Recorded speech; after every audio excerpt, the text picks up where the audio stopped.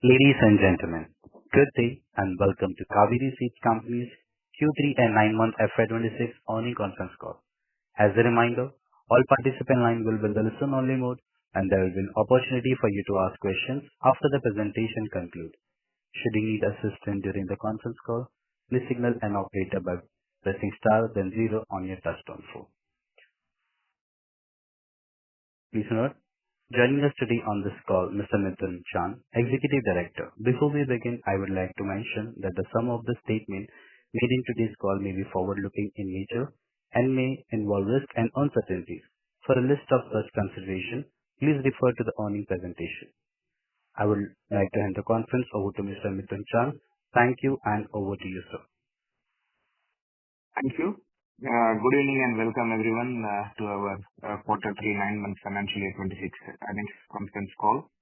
We hope you have had a chance to review the presentation of our results, which is also available on our website. I would touch upon the operational and financial performance of the company and then open the floor for the question and answer session. Highlights. Revenue from operations has registered a growth of 16.94% to 1,221.56 crores as compared to 1,044.61 crores in 9-month financial year 25. EBITDA was at 358.39 crores as compared to 324.78 crores, registered a growth of 10.35%. Net profit was at 308.91 crore as compared to 294.46 crores, grown by 4.9%.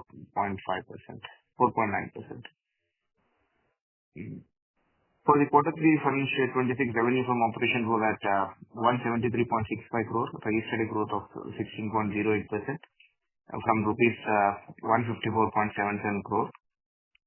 EBITDA was at 25.35 crores, 38 crores as compared to 25.09 crores. Registered a growth of 1.14%. Net profit was at 7.46 crores. Cash and books were at 309 crores as against 409 crores. We are happy to declare a good set of quarterly numbers. Maize and selection-wise volumes both had resulted good revenue growth. Had there been a good rate support in maize during the quarter 3 financial year 26, we would have delivered better profitability growth during the 9 months of our operations. Having said that, this is a good indication for next year performance as we are able to clock better growth rates across our best performing segments like rice, maize and vegetables. Our investments in expanding plant capacities and increased spend in R&D is going to contribute for increasing share of new products in both cotton and non-cotton segments. The demand spike and increasing acreages of maize, hybrid rice and selection rice and vegetables are going to be major drivers in the years to come. This year commercially maize prices were hovering around 1,200 to 600 per quintal against 1,200 in the previous year, which affected Rabi maize cultivation in early markets like Madhya Pradesh, Maharashtra, Gujarat and Karnataka. The increasing areas of mustard and our continuous focus on bringing new varieties in it is paying off, and this is going to be a stable business in the next couple of years for us. We are able to convert volumes of non-cotton seeds into revenues growth due to good realizations and increasing market share and leadership in some of the leading segments where in the company has good dominance in the market. During the quarter, volumes of non-cotton hybrids increased by 6.1% and revenues increased by 13%, and volumes as well as revenues of cotton seed has registered a growth. Research paddy has grown by 51% in volumes, whereas vegetable seeds has grown by 5% in volume. Sunflower has grown by 94% in volume and mustard has grown by 64% in volume.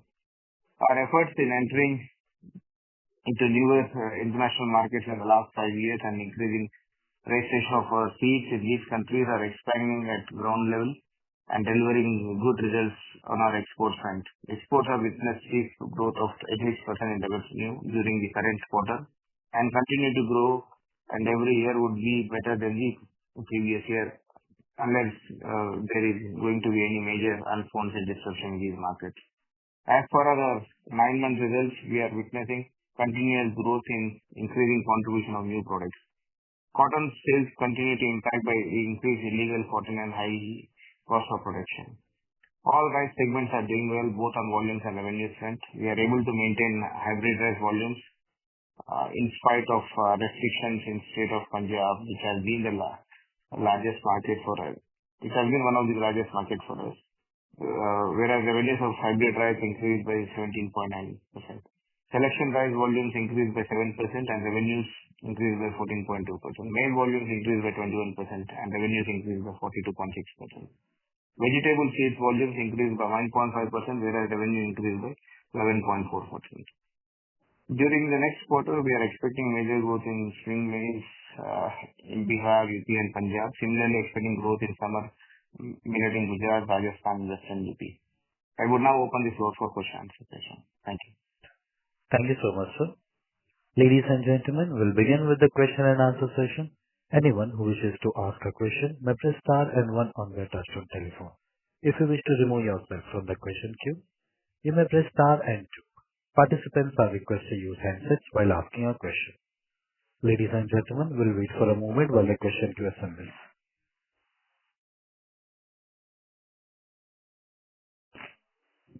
Our first question comes from the line of Amit Agicha from HG Hawa & Company. Please go ahead.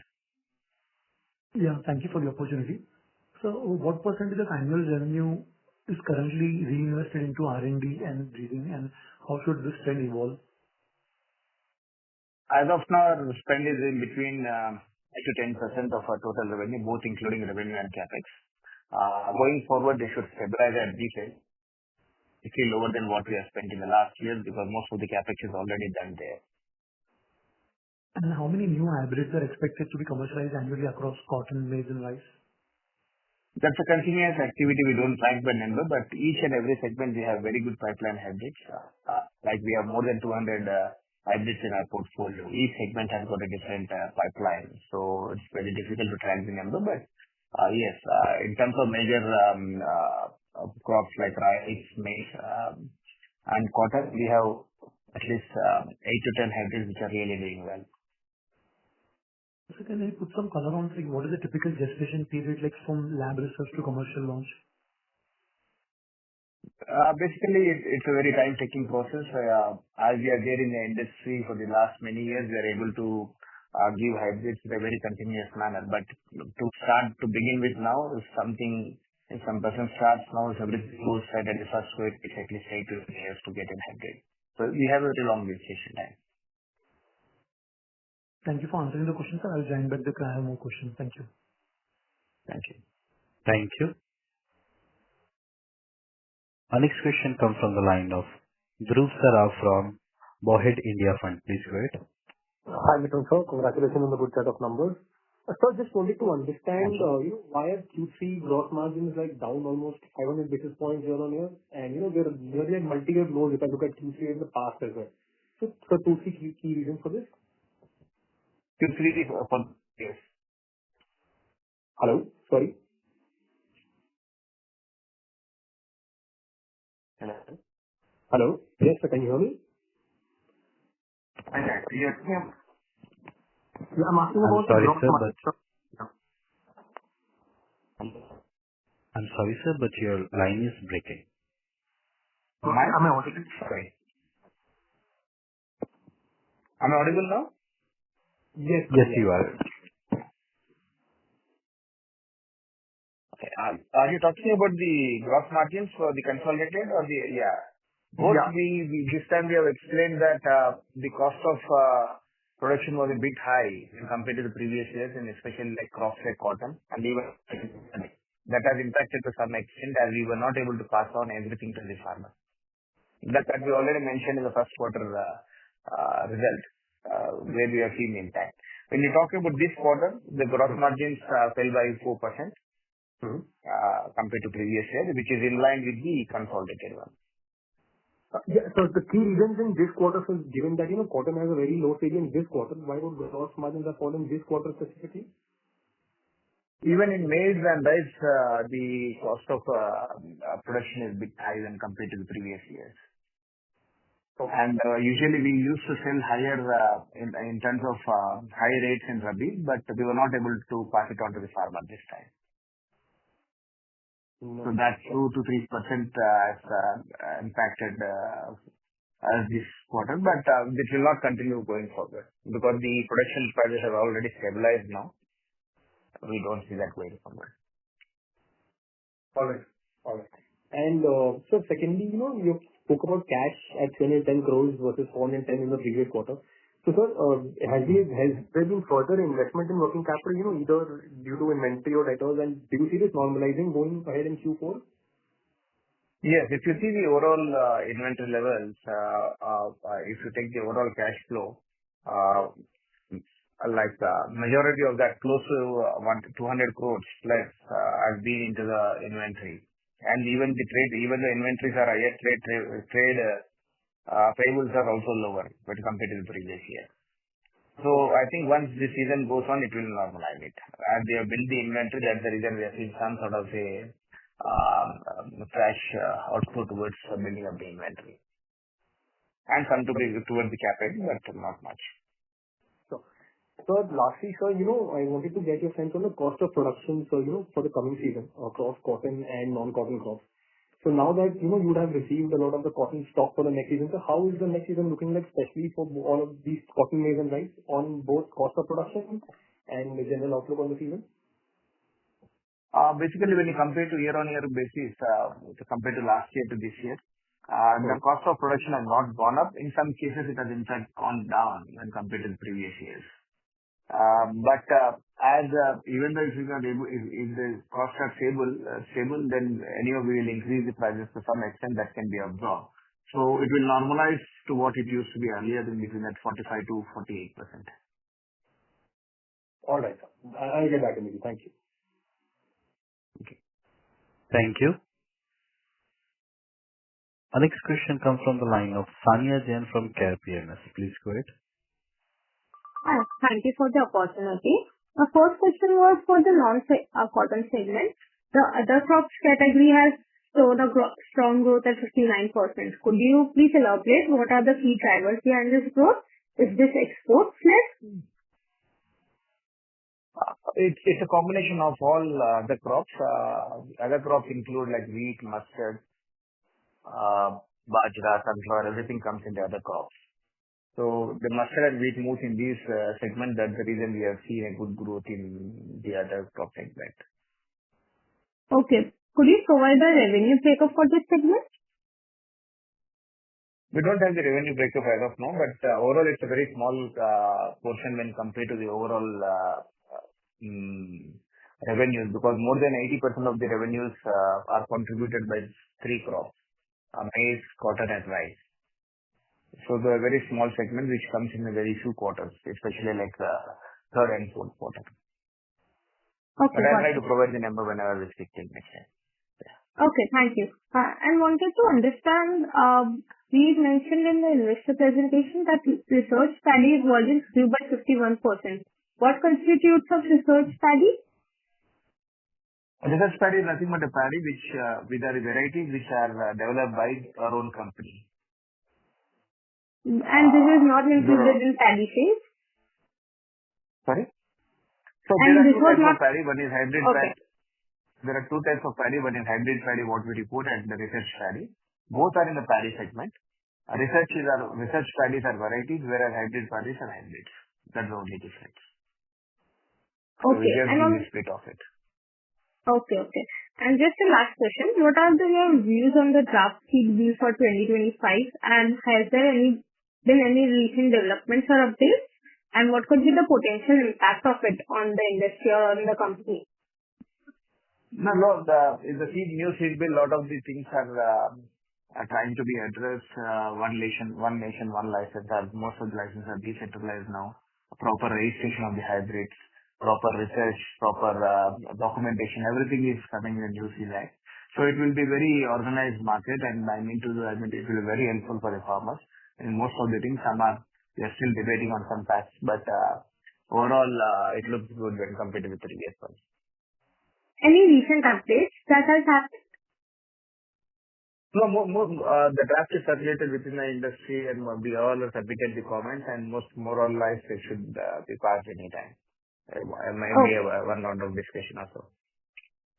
Okay. Thank you. Thank you. Our next question comes from the line of Amit Agija from HG Hawa & Company as a follow-up question. Please proceed. Thank you for the follow-up, sir. So with over 300 crore cash, like, what is the capital allocation priority? Like, any inorganic, like, opportunities or dividend buybacks, or what is the company's plan? In the previous years, we have done all dividend anyhow, we are giving it. We used to do all the buybacks in the last years. This year, because we were building up the inventory, we have seen some sort of a liquidity, the cash got stuck in these activities. So we have not taken any decision on it, but in terms of the organic growth, we are open for it. Because as it is a very temporary situation what we are facing as of now, but maybe in the next 3 to 6 months, the cash will be the free cash what we generate. So that we are open for inorganic growth even as of now. But in terms of the buybacks, that have a meeting in the first quarter, the follow-up quarter, then we'll share about the buyback thing. We'll take a decision on the buyback. And the last question, sir, how is the company strengthening farmer loyalty and repeat usage, like in a highly competitive seed market? Like, are there any plans to digitize the farmer engagement, demand forecasting, or dealer analytics? That's already we have done it. Most of that is digitalized now. We have the huge database of the only farmers follow-ups that are already there. We have digital marketing network. We have huge social media networks for that. We track everything from demand generation to the crop harvest. Thank you, sir. I appreciate you answering my questions, and all the best for the future. Thank you. That's it from my side.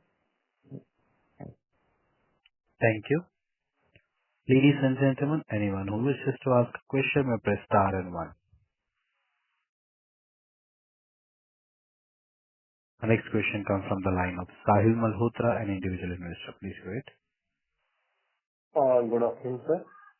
My question is with respect to the demand received from income tax authorities. In 2 consecutive years, we have received a demand. In 1 year, we received a demand for 56 crores, and second year, we received a demand for 70 crores. So I would like to get an update. What is how the management is pursuing these cases, and whether in future we are getting this exemption from the tax authorities for the agriculture income or not? Whether any provisions have been made in this regard or not? The Commissioner appeals. Once we get the outcome of the appeal, we'll update the status. Sir, whether any provisions we have made for this demand, 56 crore and 70 crores? Provisions, we have made the appeals payment for that. Other one is like we are saying it's in contingent liability. As such, no provisions have been made till now? No, because we have cash, we have not made any provisions for that. Okay. And when we are likely to get the update? Because like one case was in 2024 and this case also around 9 months back. So when we are likely to get an update on these 2 cases? Basically, there are 3 cases pending at the appeal stage. It's been almost like 2.5 years there. Most probably it should come back in the next 6 months or so, because the hearings are going on, the proceedings are going on. That should come out. Okay, sir. Okay. Thank you. Thank you. Ladies and gentlemen, anyone who wishes to ask a question may press star and one. Our next question comes from the line of Anurag Jain, an individual investor. Please go ahead. Good afternoon, sir. Am I audible? Yeah. Please. Sir, one question is a follow-up on the previous one regarding the cash. There is a dip in cash. So how has the receivables moved during the last 1 year? And because maize seeds is the one which has grown significantly compared to other seed varieties. So is there some significant sales to government agencies, government corporations for maize seeds? Is that leading to a build-up in receivables? Not much. If you see actual receivables as of now, at the end of 31st December, last year it was close to 175 odd crores. This year is close to 250 odd crores. Just 75 crores have gone up because the sale is also higher in these quarters. So we are just waiting for that. But we don't see any government portion in it. Very insignificant portion of government in it. We are not worried about that. As a company policy, we provide anything more than 2 years as bandits. We don't carry it. Okay. And for export, how do the receivables work? Are the receivables outstanding for longer? No, usually we work on LCs. We don't give any credit there. Very few cases. Okay. So the receivables would be pertaining to our domestic sales only, not for the exports. Majority of the domestics, and we don't see any difficulty in getting it. And the year end it will get transferred. Usually at the year end the outstanding are in between 80 to 90 crores or something like that. It should come back to those levels. And sir, like 2 years ago, there was some outstanding receivable with government corporation which was unpaid, and so the company had made a provision for it, but the company was still pursuing it with the government corporation for payment. So what was the outcome of that? Still we have pending payments there. We received some 3 or 4 crores. We are trying to get it. We are doing that. But it is all provided in the provisions. Yes, sir. That part I understand. That is what provided. And sir, another question is, there has been a sharp dip in maize prices.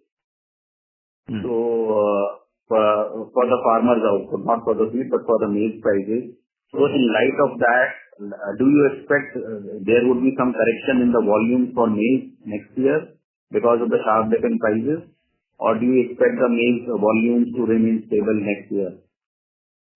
We think maize volume should remain good and healthy, and because acreages are going up and the usage is also going up. I do agree that the maize prices are down. In fact, it went down to as low as 1,200 to 1,250, 1,300 close.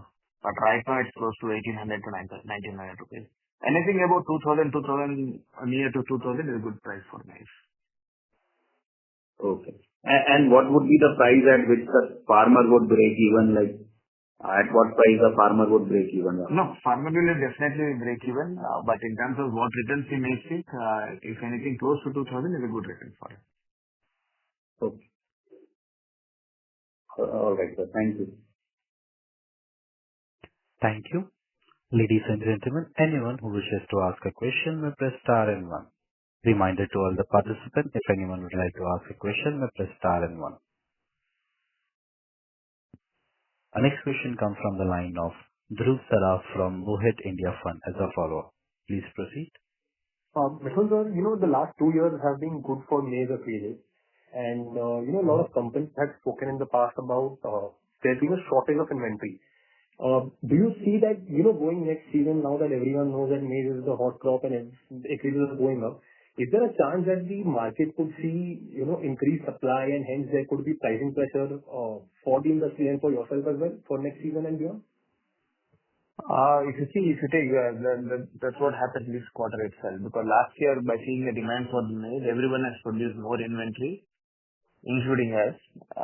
All the industry players have produced more inventory. That's the reason the prices are also up in terms of the production cost. And there was a huge availability of inventory in the second half now. That's one of the reasons why we couldn't pass it on to the farmer, and that also made some dent in our revenues. But it will normalize now. It will normalize now because everyone has the inventory and everyone knows that. Okay, so do you not see the risk of extra inventory flooding for Kharif 26 as well? I don't see that because already it's there in the inventory. Everyone, as an industry, we all know that the inventory will be available. Okay. And everyone is working on that kind of parameters. Not a lot of companies have taken aggressive production for next season, you are saying? No. In fact, for this year itself, the current running year, 25-26 financial year, most of the companies have taken aggressive production. And that has resulted in extra cost of production for all the companies. When you see the Rabi for the third quarter results, what we are talking about, when we see the maize market, most of the companies have got huge inventory and it was heavily flooded in the market. Okay. Understood. already the prices and what we used to sell, that bit stabilized. That's the reason we were not able to pass it on to the farmer, and that's what one of the factors why the cost of production has gone up for us when compared to the normal years. Understood, sir. Sir, the cotton season, the cotton crop for the last year must have been harvested, sir. So have you received any feedback in terms of, your performance of new products? You've seen products like the new 2-3 products you've launched. How has the market feedback been for them? Our products have really done well, performed well, and we will see that good set of growth numbers coming in the next couple of years, starting from 26, 27. I mean to say like June 26. All right. We'll get to see good revenue increase in that. Finally, on cotton itself, do you see any increase in illegal seed this year? Do you see the volume going up again for illegal seed? See that it will be in the same level as what increasing that. It should be very sideways.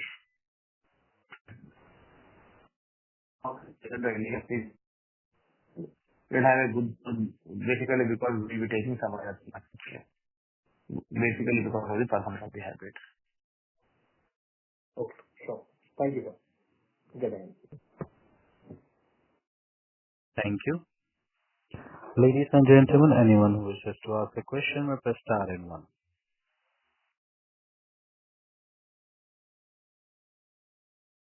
Reminder, ladies and gentlemen, anyone who wishes to ask a question may press star and one. The next question comes from the line of Jasmine Sodi from Wealth Advice. Yeah. So congratulations on great numbers, first of all. Since we were just on the subject of inventory, I would like to specifically ask about the cotton inventory. Although I feel this must be an industry-wide problem because everyone is seeing a decline in cotton sales because of the illegal ST sales. So what is our position of cotton inventory? Do we see any risk? No, as of now, we will be to the end of the season, I mean to say, by available for the next season will be in between 8 to 9 million packets for us, which is in line with our anticipation. And as a cotton seed, most of the hybrids are, in our case, most of the hybrids what we have produced are new hybrids, so that they will have a life at least for the next 3 to 5 years. So definitely we'll be liquidating them, so we don't see any threat in that. In fact, we'll be taking new production for this year also, which starts in the month of May, June of 26. Okay, great. Thank you so much. Thank you. Ladies and gentlemen, anyone who wishes to ask a question may press star and one.